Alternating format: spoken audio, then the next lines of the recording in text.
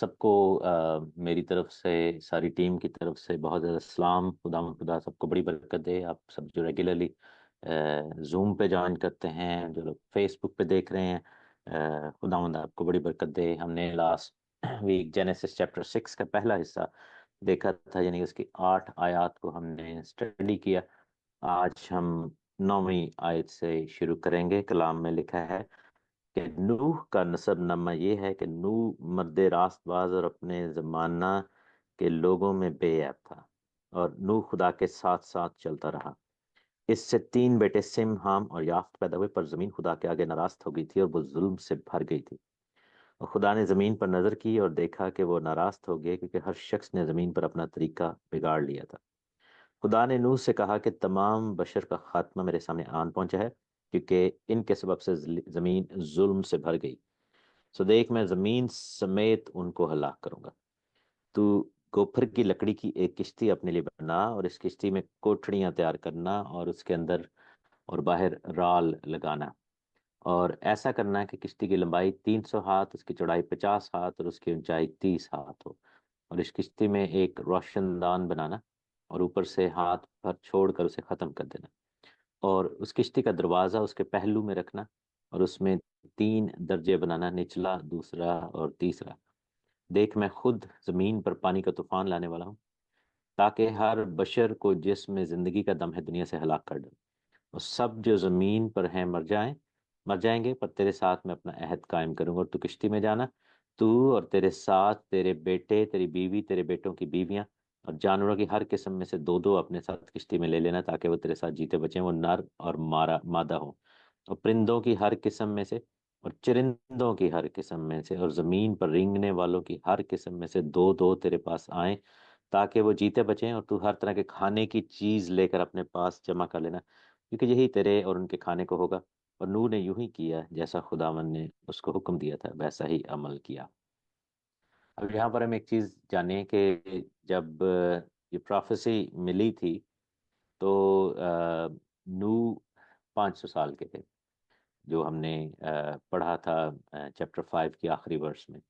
लेकिन जब चैप्टर 7 में आगे जाके पढ़ते हैं, और उसकी 11वीं आयत में तो लिखा है कि जब वो पानी, तूफान का पानी जमीन पर आ गया, तो लिखा है कि नूह की उम्र का 600वां साल था। उसके दूसरे महीने की ठीक 17वीं तारीख को, तो तकरीबन 100 ईयर्स नूह को लगे ये कश्ती बनाने में और प्रीचिंग करने में, क्योंकि वो सिर्फ कश्ती नहीं बना रहे थे, वो प्रीचिंग भी कर रहे थे। वो साथ साथ जो है वो लोगों को तौबा की तलकीन कर रहे थे, लोगों को बता रहे थे। लेकिन अफसोस इस बात का है कि दुनिया में सिवाय नूह के अपने घराने के कोई भी शख्स इस लायक नहीं निकला, और कोई भी शख्स जो है वो खुदा की तरफ नहीं आया। दुनिया सारी जुल्म से भर गई थी। यहाँ पर जो मेन तीन चीजें जो हमने देखनी है वो ये थी कि एक, खुदा ने कहा कि दुनिया जुल्म से भर गई है, नाराज हो गई, और जुल्म थे, कत्ल वारत बढ़ गया था, करप्शन बढ़ गई थी, इंसानों ने अपने तरीक़ाकार बिगाड़ लिए थे, हाइब्रिड जो है वो चीज़ें हो रही थी, और इंसानों ने अपनी इंसानियत भूल भुला दी थी। पहले जो 7-8 वर्सेज हैं उसमें हमने पढ़ा था नेफलीम। नेफलीम वहां पर वर्ड आया इब्रानी में। नेफेल जो इब्रानी का वर्ड है, या नेफल, उसका मतलब है गिराया हुआ।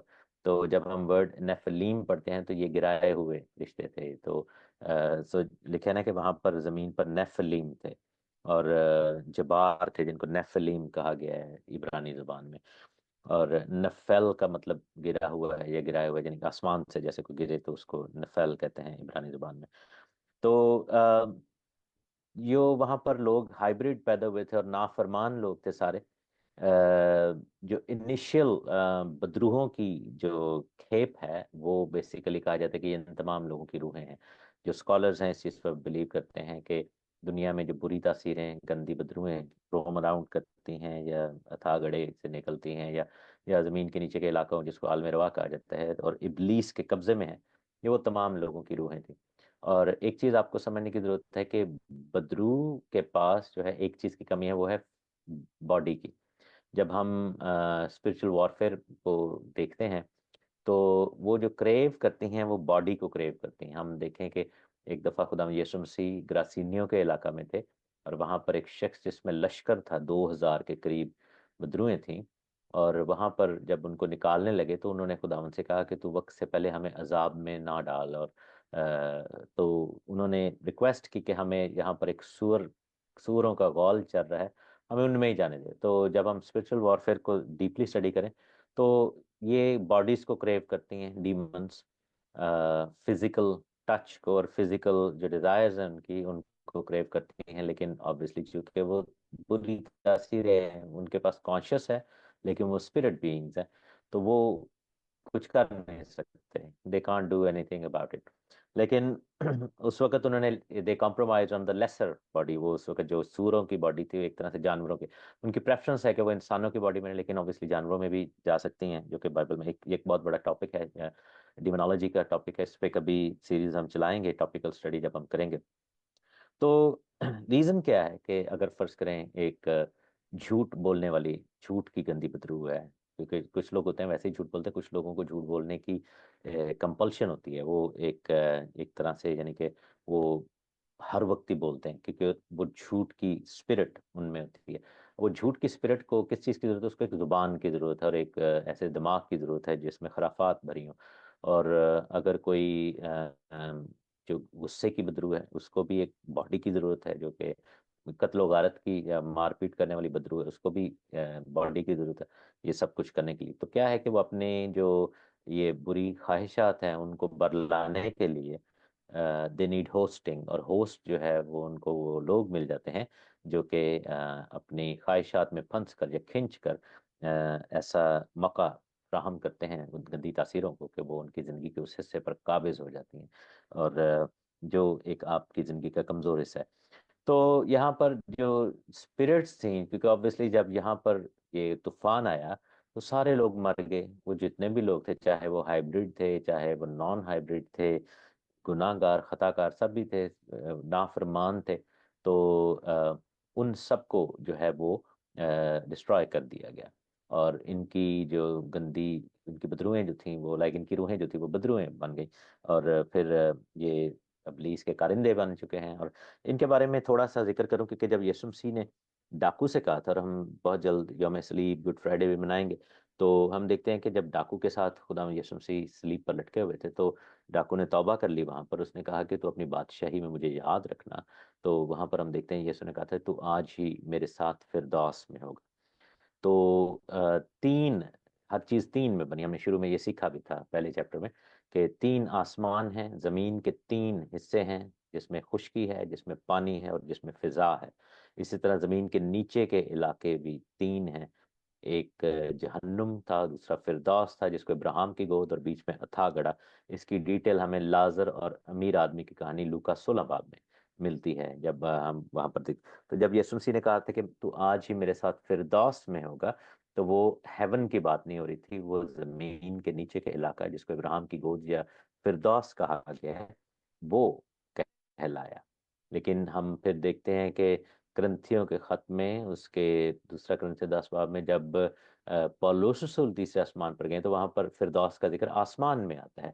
क्यों? क्योंकि वह तब तक यीशु मसीह जी उठे थे, और फिर वो जो प्लेस थी वो शिफ्ट हो गई और ईमानदारों की रूहें आसमान की तरफ जाती हैं। तो यहाँ पर इफसियों के खत में एक आयत है, मैं आपको उसके लिए जल्दी जल्दी बताता चलूं। इफिजियंस में जब हम जाएं तो यीशु मसीह जब जमीन के नीचे के इलाका में गए, और जो कि हम रसूलों का अकीदा में भी पढ़ते हैं कि कब्र में उतारा गया, और जो कैथलिक वाले कहते हैं कि वो जमीन के नीचे के इलाका में गया। और कुछ लोग बरज़ख का वर्ड यूज करते हैं जो कि बिब्लिकल नहीं है, लेकिन वो ऑब्वियसली जमीन के नीचे के इलाका में। क्यों? इसलिए कि खुदावंद यीशु मसीह ने क्लेम किया था जब वो आसमान पर जाने लगे थे, मत्ती 28 बाब में, कि आसमान और जमीन का कुल इख्तियार मुझे दिया गया है। और फिर इब्रानियों के खत में लिखा है कि वो अपना खून लेकर आसमानों के आसमान में से गुजर गया। दैट मीन्स कि when he carried his blood, तो जहां जहां खुदावंद गए वो जगह, हर जगह फतह करते ही गए। और तो अब देखें कि तीनों आसमान खुदावंद की मलकियत हैं, जमीन और उसकी सारी मामूरी खुदावंद की है, ठीक है ना, उसमें फिजा भी है, उसमें पानी भी है, और उसमें जो है वो खुशकी भी है। और फिर जमीन के नीचे का इलाका भी खुदावंद यीशु मसीह के इख्तियार में है। इसलिए खुदा ने कहा था कि आलम अरवाह की कुंजियां मेरे पास है बुक ऑफ रेवलेशन में। अब आलम अरवाह जो है वो रूहों की दुनिया जो जमीन के नीचे का इलाका है, उसकी कुंजियां कैसे खुदा के पास है? क्योंकि खुदा ने इसको फतह किया है। फिर गलेशियंस में हम पढ़ते हैं, इससे पहले कि इफिसियों के खत में पढ़े, गलेशियंस में एक आयत है कि उसने जो है इन इन गंदी तासीरों का बरमला तमाशा बनाया। खुदावंद यीशु मसीह ने जो है इन इन तासीरों का बरमला तमाशा बनाया, और इनको जो है वो वहां पर एक तरह से कह लें कि डिफीट किया। और वो गंदी तासीरें जो थी वो उनका तमाशा, सॉरी ये कुलसियों के खत में उसका चैप्टर 2 है, कोलोशियंस कुलसियों चैप्टर 2 और उसकी 15वीं आयत में लिखा है, बल्कि 14वीं आयत में, वो हुक्मों की वो दस्तावेज खुदावन ने मिटा डाली जो हमारे नाम पर हमारे खिलाफ थी, और उसको स्लीप पर कीलों से जड़ कर सामने से हटा दिया। और उसने हुकूमतों और इख्तियारों को अपने से ऊपर से उतार कर उनका बरमला तमाशा बनाया, और सलीब के सबब से उन पर फतह याबी का शादियाना बजाया। ये जो हो रहा था, ये जो बैटल हो रही थी, ये जमीन के नीचे के इलाका के वाकया है, जब उनका तमाशा बनाया गया। They tried to kill him. और वो सबसे पहला हमला जो मौत का हमला था यीशु मसीह पर, वो बागे गतसमनी में हुआ था, जिसके बारे में लोग मिसकंसेप्शन का शिकार हैं। लोग कहते हैं कि शायद वहां पर यीशु मसीह सलीब के वाले से कह रहे थे कि हो सके ये प्याला मुझसे टल जाए, लेकिन जब हम मरकस की इंजील में पढ़ते हैं तो लिखा है कि ये प्याला, ये घड़ी मुझसे टल जाए। यानी कि वहां पर लिखा है ना कि यीशु मसीह की हालत बिगड़ गई, और वहां पर इतना बड़ा अटैक हुआ था क्योंकि दुनिया के गुनाह लाद दिए गए थे। स्पेशली जब आखिरी जब वो जो होली कम्युनियन ली गई थी, उसके बाद दुनिया का गुनाह जो था वो यीशु मसीह पर लाद दिया गया था। तो एक बहुत बड़ा एक प्रेशर था, स्पिरिचुअल प्रेशर था। और वहां पर हम देखते हैं कि बागे गतसमनी में ही क्योंकि गुनाह के नीचे आ चुके थे, गुनाह का गलबा था, तो यीशु मसीह खुद तो गुनाहगार नहीं थे, लेकिन गुनाह लाद दिया गया था। तो वहां पर एक तरह से इब्लीसी कुव्वतें या इतना वो यानी कि वो हो गया था कि एक एंजल आया और वहां पर स्पिरिचुअल वॉरफेयर हुई। और लिखा है कि मरने की नौबत आ गई, खून बूंदे बन बन के पसीने की तरह गिर रहा था। तो वहां पर खुदावन ने कहा कि "ए बाप, हो सके तो ये प्याला मुझसे टल जाए, लेकिन तेरी मर्जी पूरी हो"। मीन्स के अगर मेरा यहीं पे मरना लिखा है तो फिर और बाज लोग समझते हैं, जब यीशु मसीह ये बात कर रहे थे, और हमारे जो गैर कौम के लोग हैं वो ये सोचते हैं कि शायद यीशु मसीह सलीब पर जाने के हवाले से घबरा गए थे क्योंकि वो इंसान थे। ऐसा नहीं था, वो सलीब पर जाके मरना चाहते थे, जो कि खुदा का मंसूबा था। वो उस घड़ी की बाबत बात कर रहे थे। मरकज की इंजील में लिखे ना कि मैं बल्कि पढ़ देता हूँ आपके लिए ताकि आपको ये बात क्लियर रहे कि जब यीशु मसीह गतसमनी, ये मरकज की इंजील 14वें बाब में लिखा है और उसकी 34वीं आयत में लिखा है कि उनसे कहा कि मेरी जान नहायत गमगीन है, यहाँ तक कि मरने की नौबत पहुंच गई है। तुम यहाँ ठहरो और जागते रहो। वो थोड़ा आगे बढ़ा और जमीन पर गिर कर दुआ करने लगा कि अगर हो सके तो ये घड़ी मुझ पर से टल जाए, और कहा कि ए बाप, अब्बा, ए बाप, तुझसे सब कुछ हो सकता है, इस प्याले को मेरे पास से हटा ले, तो भी जो मैं चाहता हूँ वो नहीं बल्कि जो तू चाहता है वही हो। और फिर आगे जाकर लिखा है कि एक एंजल आया था और उसने जो है फरिश्ते ने आके, एक और अंजील में लिखा है कि उसको तकवीत दी थी। तो वो उस घड़ी की बात कर रहे थे। वो स्लीप पर जाने के हवाले से वो घबराए नहीं हुए थे, वो बेसिकली स्लीप तक जाना चाहते थे, स्लीप तक जिंदा रहना चाहते थे, बिकॉज मरने की नौबत आ गई थी। तो ये एक स्पिरिचुअल अटैक था जो कि डीमंस की तरफ से था, लेकिन खुदावंद यीशु मसीह ने वो भी विथस्टैंड किया। एंजल आया, उसने तकवीत दी, और जिसके बारे में इब्रानियों में लिखा है कि उसकी सुनी गई। तो हमारे जो दूसरे मज़हब के लोग हैं, गैर कौम के लोग, वो सोचते हैं कि यीशु मसीह की सुनी गई और फिर वो मरे बगैर ही आसमान पर चले गए, तो क्योंकि वहां पे दुआ सुनी गई थी। लेकिन बेसिकली दुआ क्या सुनी गई थी कि वो घड़ी टल गई थी और यीशु मसीह को स्लीप तक जाने का मौका फराहम हो गया था, एक तकवीत मिल गई थी। खुदावंद का शुक्र है इस बात के लिए। तो फिर यह है कि फिलिपियंस में एक आयत लिखी हुई है, फिलिपियों के खत में पढ़ते हैं, और उसके दूसरे बाब की 9वीं आयत में, इसी वास्ते खुदा ने भी उसे बहुत सरबुलंद किया और उसे वो नाम बख्शा जो सब नामों से आला है, ताकि यीशु के नाम पर हर एक घुटना टिके, खा आसमानियों का हो, ये 3 आसमान, खा जमीनियों का हो यानी कि फिजा, समुंदर और खुश्की, या वो जो जमीन के नीचे हैं। तो ये आलम अरवा, ये 3 तबक हैं जिनके बारे में लिखा है। और इसमें भी यानी कि हर तबक में 3 3 है और टोटल भी 3 है। तो यानी कि तसलीस दर तसलीस हर चीज जो है वो होती हुई नजर आती है। तो अब हम जल्दी से पढ़ेंगे इफ्सियों के खत में, और उसका चैप्टर है 4। लिखा है उसकी 8वीं आयत में कि जब वो आलमे बाला पर चढ़ा तो कैदियों को साथ ले गया। कौन से कैदी? जो कि फिरदौस में थे, क्योंकि वो अभी तक कफारा नहीं हुआ था, तो वो चाहे इब्राहिम की गोद में थे लेकिन वो आलमे रवा की कैद में थे। कुंजियां जो थी वो जो इब्लीस ने उनको कैद किया हुआ था, क्योंकि मारूसी गुनाह का कफारा नहीं हुआ था, मारूसी गुनाह को धोया नहीं गया था। और फिर लिखा है कि उसके और आदमियों को इनाम दिए। उसके चढ़ने से और क्या पाया जाता है सिवाय इसके कि वो जमीन के नीचे के इलाके में भी उतरा था। यहाँ पर लिखा है कि वो जमीन के नीचे के इलाके में उतर गया था, जो कि फिरदौस है, और उसमें वो कैदियों को साथ ले गया जो कि ईमानदारों की रूह थी। लेकिन पतरस अपने खत में एक बात बताता है, पतरस का पहला खत, और उसका हम देखते हैं पहला पतरस और उसका तीसरा बाब और उसकी 18वीं आयत। लिखा है कि मसीह ने भी, यानी रास्तबाज ने, नारास्तों के लिए गुनाहों के बायस एक बार दुख उठाया ताकि हमको खुदा के पास पहुंचाए, और वो जिस्म के एतबार से तो मारा गया लेकिन रूह के एतबार से जिंदा किया।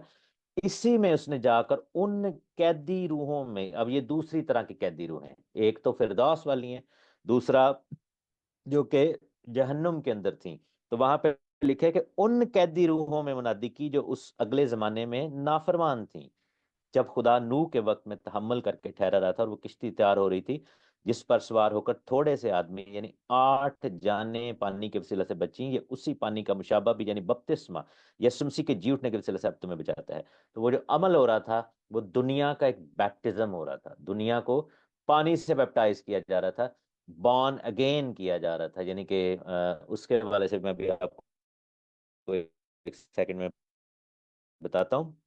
और यहाँ पर हम देखते हैं कि इनको क्या बोला हुआ यीशु मसीह ने? इनको आखिर खुदावन ने कहा कि देखो ए नाफरमान, जिसके बारे में लिखा है कि बाईं हाथ वालों से कहेगा कि ए सख्त मलाउनो और नाफरमानो, ठीक है ना। तो वो बेसिकली उनको कंडेम किया था, तमाशा बनाया था इब्लीसी कुव्वतों का भी, गंदी बदरूहों का भी। और वो जो कैदी नेक रास्तबाज लोग थे, जिनमें वो डाकू भी शामिल था जो फिरदौस में, उनको फिर अपने साथ ले गए खुदावन। और जो है वो सारे इलाके को कब्जा कर लिया और सारे इलाके को फतह कर लिया। दूसरा रीजन जहन्नुम में जाने का ये था कि हमारी सजा का एक हिस्सा ये भी था कि हम जितने भी गुनाहगार होते थे, सजा में जब मरते थे तो गुनाह के नीचे, तो हमारा जहन्नुम में जाना बनता था। तो यीशु मसीह एक तरह से जहन्नुम में भी गए, लेकिन वो सजा को तो पूरा किया, लेकिन जहन्नुम पर फतह पा के बाहर आ गए। सो मौत पर फतह पाई, कब्र पर फतह पाई, जहन्नुम पर फतह पाई, फिरदौस पर, था गड़े पर, दुनिया की सारी चीजों पर फतह पा ली। और बाइबल में लिखा है कि फिर सब चीजें उसके पांव के नीचे कर दी गई। इसलिए खुदा यीशु मसीह ने फिर ऐलान किया था कि ये सारा इख्तियार मेरे पास है, आई हैव द अथॉरिटी, मेरे पास है। और इससे बढ़कर कितनी ये खूबसूरत बात है, ये बात कि खुदावन यीशु मसीह ने हमारे लिए ये किया। तो बात कहाँ से कहाँ निकल गई? तो ये जो नाफरमान रूहें थी, ये तहम्मुल नहीं कर सकी। और लिखा है कि जब किश्ती तैयार हो रही थी, 100 साल लगे थे, लेकिन लोगों ने नाफरमानी नहीं छोड़ी थी। लोगों ने अपना गंद, अपनी नाराजगी, अपना जुल्म नहीं छोड़ा था। और लिखा है कि हर बशर ने अपना तरीका बिगाड़ लिया। खुदावन ने कहा कि तमाम बशर का खात्मा मेरे सामने आन पहुंचा है, इनके सबब से जमीन जुल्म से भर गई है। सो देख, मैं जमीन समेत उनको हलाक करूंगा। यानी कि इंसानों को नहीं हलाक करना, जमीन को भी हलाक करना है। So the whole earth was destroyed. आप ये देखें कि जब नया आसमान और नई जमीन होंगी, तो वहां पे लिखा है कि जमीन और पुराना आसमान और पुरानी जमीन जाते रहे, वो भाग गए खुदावन के, और वहां पर जमीन को बिल्कुल ही फिर वो एक तरह से खत्म कर दिया जाएगा।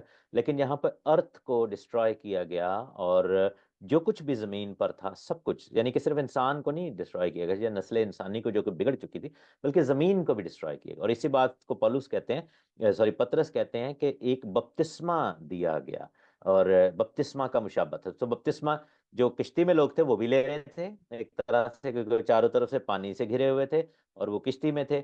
लेकिन जो लोग, जो जमीन थी, उसको भी बैप्टाइज किया गया एक तरह से, यानी कि जमीन को मारा गया और फिर नए सिरे से, जिसको बॉर्न अगेन की तशबीह दी जाती है, नई पैदाइश में से गुजारा है। लेकिन एक और बपतिस्मे का जिक्र भी है जो कि लूका की इंजील में है, और उसके 13वें बाब में उसका जिक्र है। यीशु ने कहा कि उसकी 49वीं आयत में, लूका 13 बाब 49 आयत, कि मैं जमीन पर आग लगाने आया हूँ, और लग चुकी थी तो मैं क्या ही खुश होता, मुझे एक बपतिस्मा लेना है, जब तक वो ना हो ले मैं क्या ही तंग रहूंगा। तो जो जमीन को दोबारा बैप्टाइज किया जाएगा, जो 1000 साल आबादी से पहले, वो फायर के साथ किया जाएगा, पहले पानी के साथ फिर फायर के साथ। क्योंकि जमीन पर प्याले उल्टाए जाएंगे और एक तबाही आएगी। तो जैसे खुदा ने चूंकि वादा किया था कि वो पानी से अब नहीं मारेगा, लेकिन यह है कि जमीन को दोबारा जब ईमानदारों को उठा लिया जाएगा, जमीन पर जो है वो आग की जो है वो आग का बपतिस्मा दिया जाएगा। और एक है ना कि सब का काम आग के साथ आजमाया जाएगा। ग्रंथियों के खत में लिखा हुआ है कि लिखा है कि आग के साथ, वो दिन आग के साथ जाहिर होगा। ये पहला ग्रंथियों तीसरे बाब की 13वीं आयत में लिखा हुआ है कि आखिरी दिन जो है वो आग के साथ जाहिर होगा।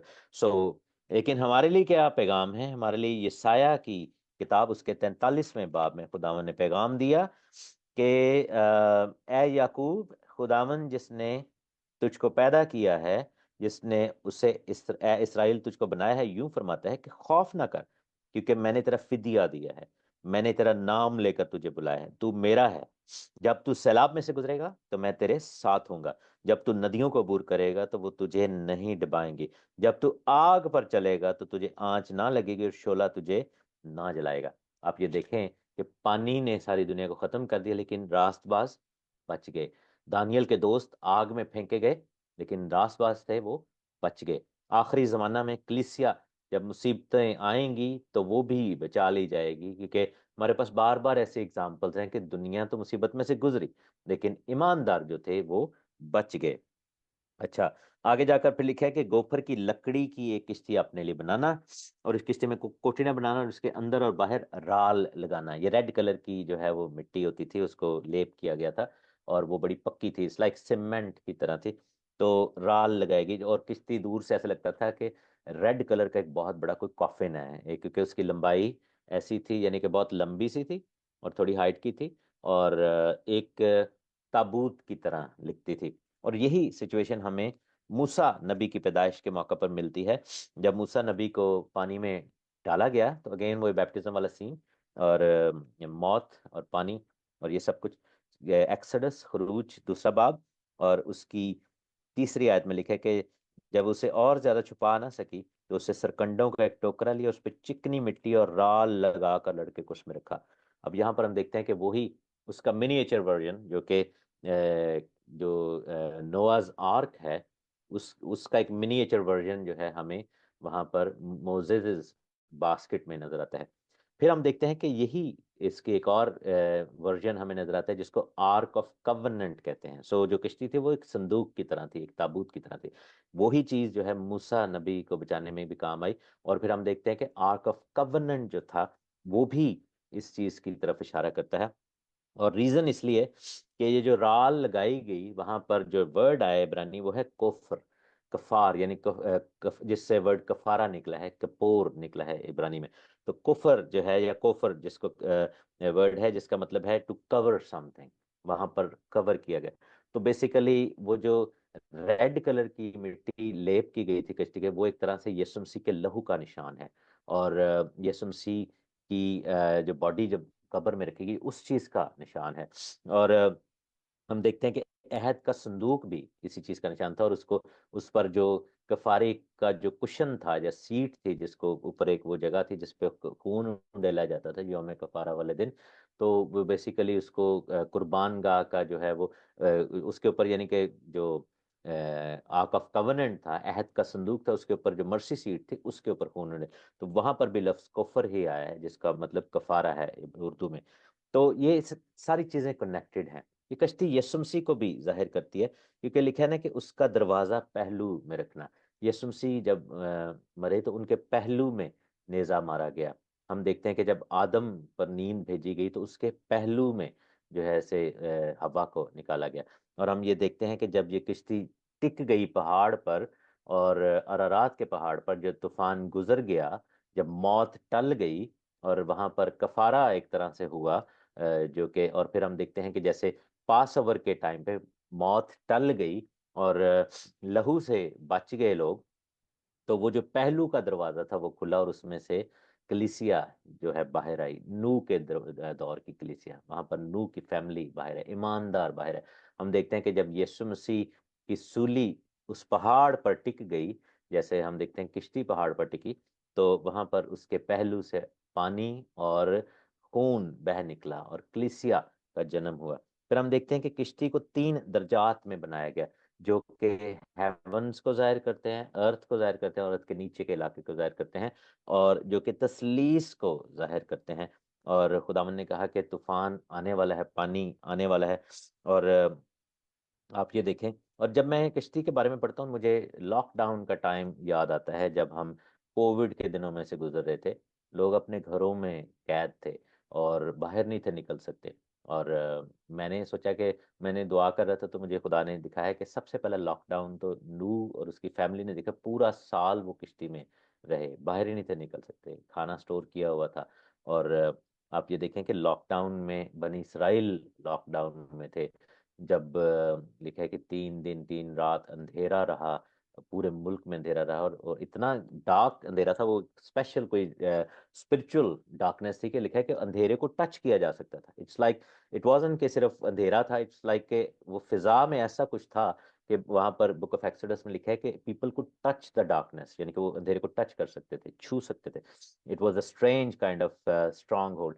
और लोग लॉकडाउन में थे अपने घरों में, और फिर उन्होंने खून लगाया बरे का, और मौत का फरिश्ता गुजर रहा था हर जगह से, और वो मार रहा था जो कि ईमानदार नहीं थे या जो कवर्ड बाय द ब्लड नहीं थे। तो वहां पर हम देखते हैं कि लॉकडाउन था एक तरह से, यहाँ पर भी लॉकडाउन ही है। और हमें खुदावन ने एक दिखाया, खुदावन ने एक चीज हमें दिखाई कि हम भी जब लॉकडाउन में से गुजरे, that was a test run, एक तरह से आखिरी जमाने का टेस्ट रन था। और उसमें हमने लॉकडाउन में होके देखा कि खुदावन कैसे अपने लोगों को बचा रहा था। और आपको पता है कि मैं अमेरिका की एक वो देख रहा था न्यूज़ स्टडी, और उसमें जो उनके कह लें कि जो सीक्रेट फाइल्स हैं वो सामने आई, और उसमें इंटरनेट के वाले से जो फाइल्स है CIA की और इस तरह की, तो वो सामने जब आई तो उन्होंने कहा कि लॉकडाउन के दिनों में सबसे ज़्यादा अंजील फैली थी। आप ये देखें कि जो जूम और ये सब चीज़ें थी, लोग तो ये काम के लिए यूज़ करते थे, जूम वगैरह, और सिर्फ ऑफिसेज में यूज़ होता था। और या दूसरे जो 2 3 हैं, स्काइप था और इस तरह।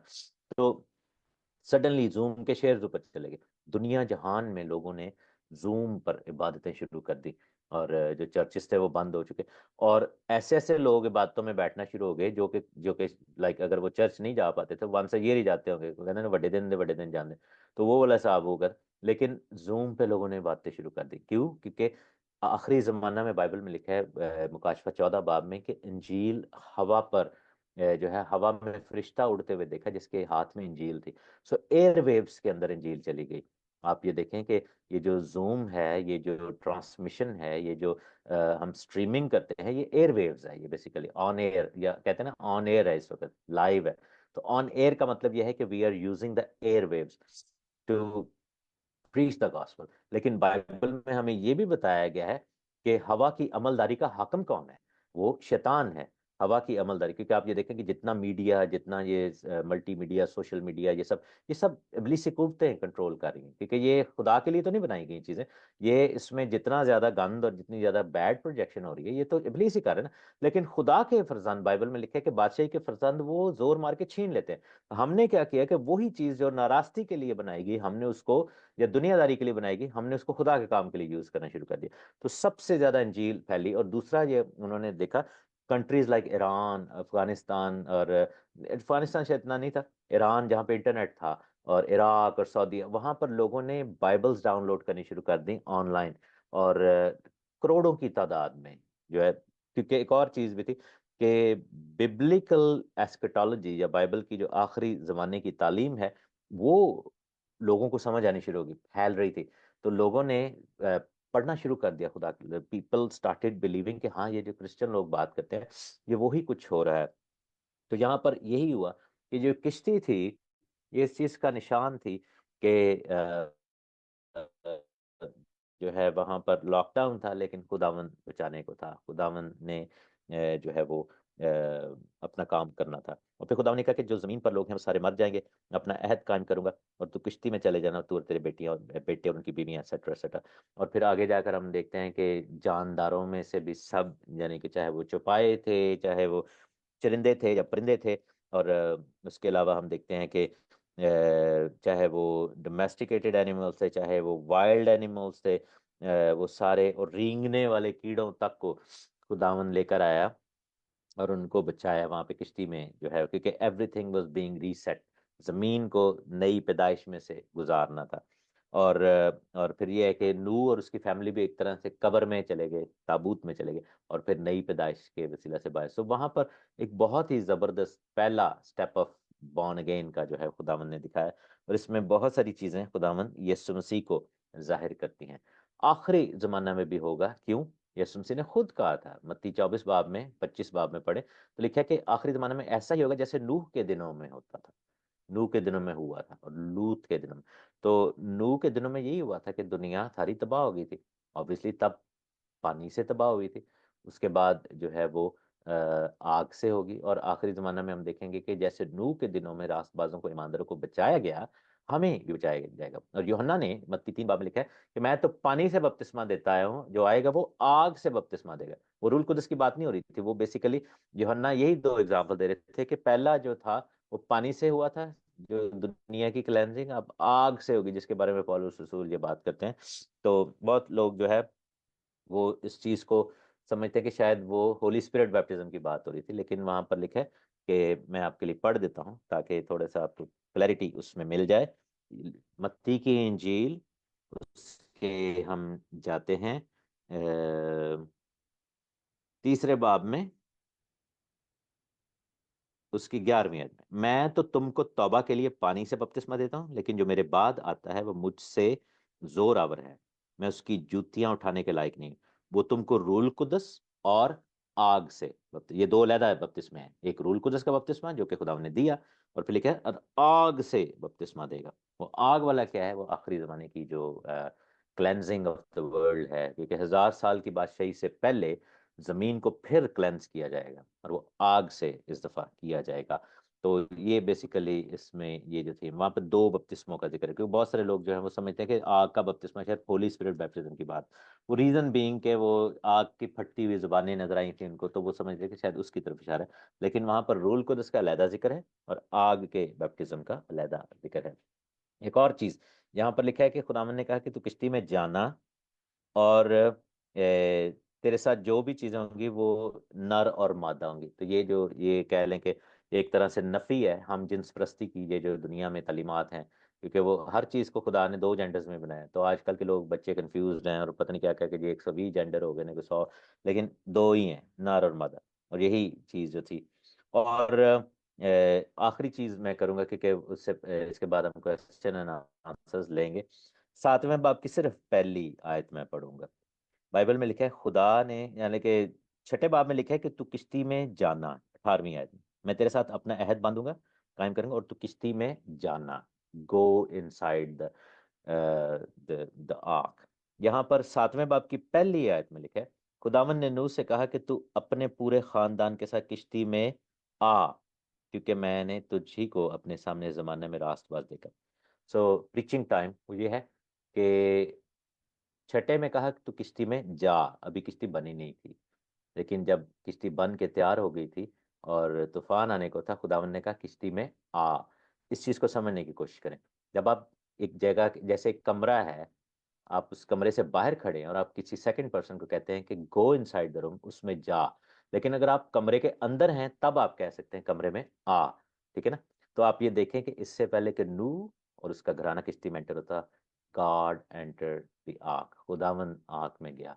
खुदावन वहां पर पहले गए और उन्होंने कहा किश्ती में आ, यानी कि ये नहीं कहा कि किश्ती में जा। सो इससे पहले कि हम किसी सिचुएशन में पड़े, हम किसी मुसीबत में पड़े, खुदावन वहां पर हमसे पहले मौजूद है।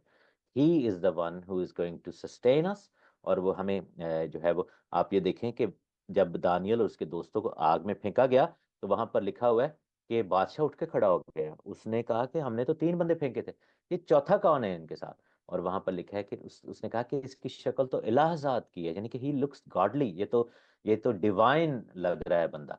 तो वहां पर हम देखते हैं कि खुदावंद का कलाम हमें बताता है कि आग में ऑलरेडी यीशु मसीह थे, और इससे पहले कि वो आग में फेंके जाते। इसी तरह इससे पहले कि तूफान आता, किश्ती में जो है वो लोग, इससे पहले कि एंटर होते, नूह और उसकी फैमिली, खुदावन ने कहा तू आ, अंदर आ। सो God is there in your situation before you enter the situation. So have faith, ईमान रखें खुदावन पर। और खुदावन अपने नाम को जलाल देता है। आपकी सिचुएशन इसलिए नहीं है कि खुदा अंधा से नफरत करता है। जैसे वो अंधा खुदावन के सामने लाया गया तो उन्होंने कहा कि अंधा क्यों पैदा हुआ, क्या इसने गुनाह किया था या इसकी फैमिली ने? उन्होंने कहा कि नहीं, ये इसलिए, इसको इसलिए रखा था कि आज खुदा के नाम को जलाल मिले, क्योंकि उसने शिफा पानी थी। और वो वाकया खुदा यीशु मसीह की मिनिस्ट्री को एस्टेब्लिश कर रहा था कि वो जन्म का अंधा था। और जन्म का अंधा कोई डॉक्टर, आज के दौर में जितनी साइंस ने तरक्की कर ली, जन्म का अंधा आज के डॉक्टर्स भी ठीक नहीं कर सकते। अगर कोई बंदा पहले से देख रहा हो और उसकी आंखें चली जाएं तो उसमें रिप्लेसमेंट्स हो सकते हैं तरह। लेकिन जो जन्म का अंधा है उसकी आंखें होती ही नहीं है, वो सॉकेट्स में नहीं होती हैं उसकी डेली, वो लाइक हो भी तो वो मैकेनिज्म नहीं होता, उसको कैसे रिस्टोर किया जाए। लेकिन बाइबल में लिखा है कि उसको खुदावन ने हील कर दिया। तो हमारे पर मुसीबत जब आती है तो इसलिए नहीं आती कि हमें जो है वो खुदावन कमतर समझता है, बल्कि इसलिए आती है कि खुदावन को पता है कि वो हमें उसमें से निकाल सकता है और उसमें हमें ब्लेसिंग मिलती है। लास्ट थिंग, इससे पहले कि तूफान आता, नू माइनॉरिटी था दुनिया में। वो सारी दुनिया एक तरफ थी, नूह और उसकी फैमिली एक तरफ, वो लाखों लोग वहाँ पे कहते हैं। स्कॉलर ये बिलीव करते हैं कि उस वक्त दुनिया की आबादी 1 करोड़ थी जब नूह का तूफान आया था। 1 करोड़ पीपल वर देयर। लेकिन जब तूफान खत्म हुआ, ही वॉज द मेजोरिटी। तो sometime it's not about the number of people, it's about the quality. खुदा दिल को देखता है। और चाहे आप माइनॉरिटी में क्यों नहीं, लेकिन आपको राइट चीज में, उसे लिखा है ना कि खुदावन के साथ चलता रहा। आपको खुदावन को देखना है, चाहे आप अकेले ही खड़े हैं, सारी दुनिया एक तरफ हो जाए, आप अकेले खड़े हैं ना, एज लॉन्ग एज खुदावन के साथ खड़े हैं, you don't need to worry about. उसमें बहुत जल्दी आप फिर मेजोरिटी बन जाएंगे। खुदावंद आप सबको बड़ी बरकत दे। 7th चैप्टर हम नहीं आज स्टार्ट कर पाए, लेकिन नेक्स्ट वीक हम 7th चैप्टर को देखेंगे। God bless you all. आमीन।